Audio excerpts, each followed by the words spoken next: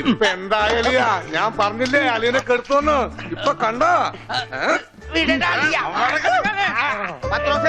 Money order പിടിച്ചേക്കുന്ന പോലെ പിടിച്ചേക്കണം. ഇത് നസ്യോണ് കേട്ടാ. എന്ത് മത്സ്യം? മത്സ്യോന്റെ നസ്യോണെന്ന്. ഇതിങ്ങനെ മൂക്കിലേക്ക് ഊതിക്കേറ്റും കേട്ടോ കൊണ്ടുവരാനെ.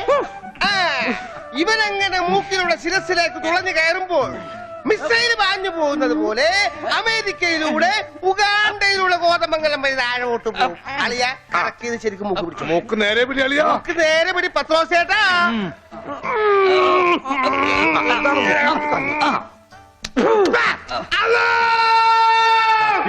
പാങ്ക് കൊടുക്കുന്നത് പിന്നെ ശിരസി കയറിയ പള്ളി പണി അടിക്കാൻ പറ്റുവാണ്. അല്ലോ ഇരിക്കൂ, സമാധാനമായിരിക്കൂ. അതൊന്നും കേട്ട് പേടിക്കണ്ട, നസ്യം ചെയ്യുന്നതാണ്.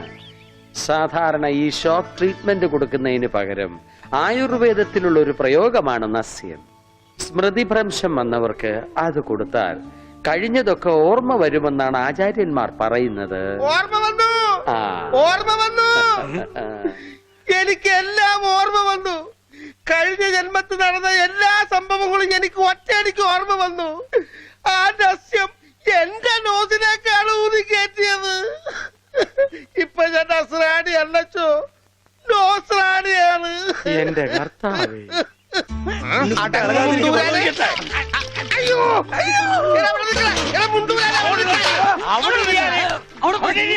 ഇരിക്കടാ അവിടെ, ഇരിക്കുക. 101 കുടം വെള്ളം കോരി തലയിലോട്ട് ഈ കിണറ്റിലെ മുഴുവൻ വെള്ളം എന്റെ തലയിൽ ഒഴിക്കാൻ പോവാണ്. മിണ്ടരുത്. എന്നാ പിന്നെ ഞാൻ ഈ കിണറ്റിലിറങ്ങി കിടന്നാ പോരെ? ഈ കിണറിന്റെ ആഴം എത്രയാണെന്ന് അറിയാമോ നിനക്ക്? ഇല്ല, അച്ഛൻ പോയി നോക്കിട്ട് വാ. നോക്കിട്ട് വന്നാ കുളിക്കുമോ? കുളിക്കാം. നോക്കാം. ഏകദേശം നല്ല ആഴമുണ്ട്.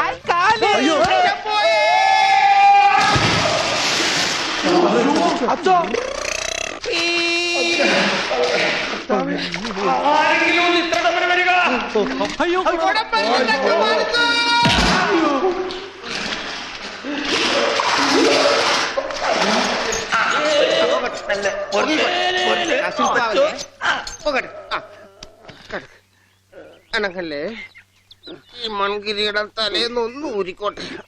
കുടത്തിന്റെ ബാക്കി അച്ഛൻ വിഴുങ്ങിയ. അച്ഛന്റെ വയറ്റിൽ ഇത്രക്ക് മത്സ്യസമ്പത്താ.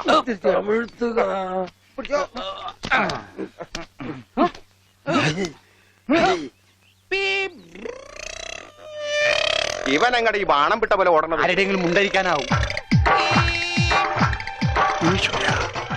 അവൻ പഞ്ചവർണ്ണത്തിന്റെ മുണ്ടു പറിക്കാൻ പോകും.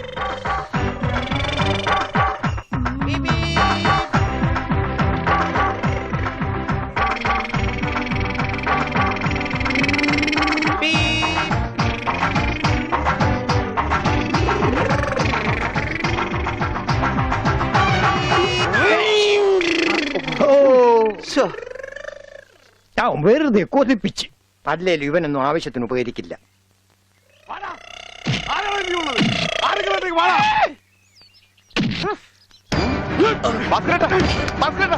എന്തായി കാണിക്കുന്നത്?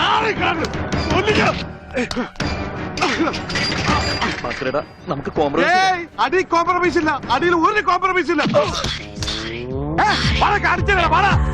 ഈ വര കടന്നു വന്നവരാരും അമ്മയെ കണ്ട് വരച്ചിട്ടില്ലടാ. ഈ റൗഡി ഭാസ്കരൻ പുലിയാടാ, പുലി. ഭാസ്കരൻ മുണ്ട് മടക്കി കുത്തിയിട്ടുണ്ടെങ്കിൽ ഇവിടെ ചോരപ്പുഴ ഒഴുകൂടാ.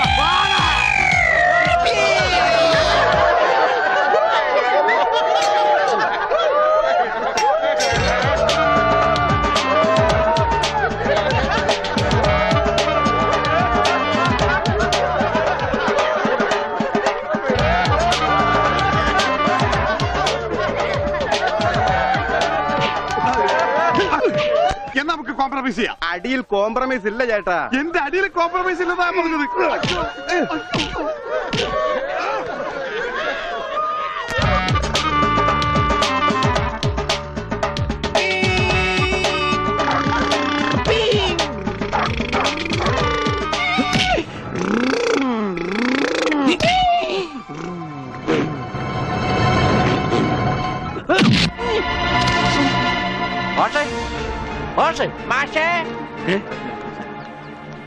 എന്താണ് അച്ഛാ ഇത് കണ്ട? എന്താ ഗോപി? ചെക്കനെ മര്യാദക്ക് വളർത്തിയില്ലെങ്കിലോ നാട്ടുകാരെ തല്ലുകൊണ്ട് ചാവും.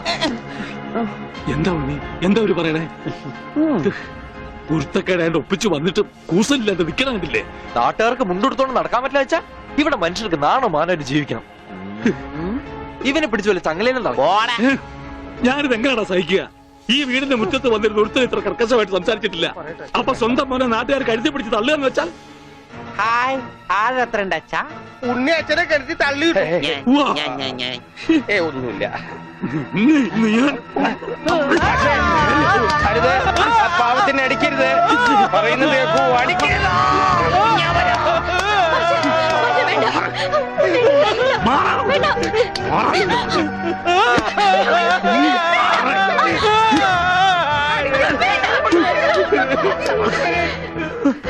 അച്ഛൻ തള്ളി. ഉപദ്രവിക്കരുത്. ഇനി പഠിക്ക് പോകുന്നു.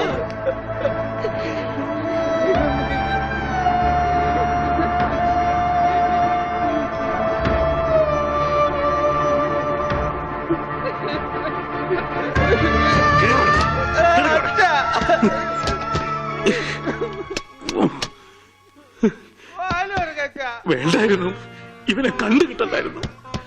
ഒന്നും മനഃപൂർവ്വമല്ലല്ലോ മാഷെ. ഉണ്ണിയേട്ടന്റെ അസുഖമല്ലേ ഇങ്ങനെയൊക്കെ ചെയ്യിക്കുന്നേ?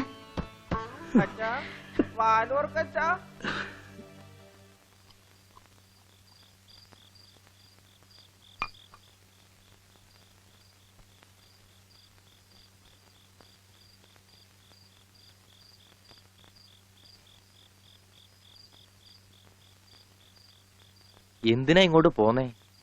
അവിടെ തന്നെ കിടക്കായിരുന്നില്ലേ തമ്പുരാട്ടിക്ക്? അങ്ങനെ ഒരു ആവശ്യം വന്നാ ചിലപ്പോ കിടക്കേണ്ടി വരും. അത്രയ്ക്ക് കടപ്പാടുണ്ട് ആ വീട്ടിനോട് എനിക്ക്. അതായത് നിനക്ക് അവിടെ പോവാണ്ടിരിക്കാൻ പറ്റില്ല. ദേ, അതെ, നീ എന്റെ പെണ്ണ, എന്റെ കൂടെ പുറക്കേണ്ടവള്. അപ്പൊ ഞാൻ പറയുന്ന അനുസരിക്കേണ്ടി വരും. അങ്ങനെ ഞാൻ ആർക്കും വാക്ക് കൊടുത്തിട്ടില്ല. അമ്മോ, നീ അകത്ത് പോ. തമാശ പറയല്ലേ?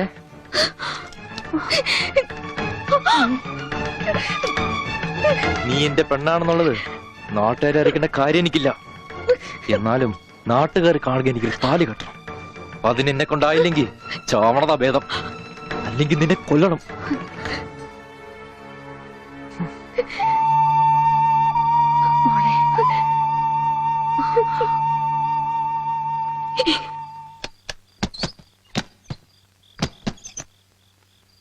ഉണ്ണി, ഉണ്ണി. അച്ഛാ, കൈ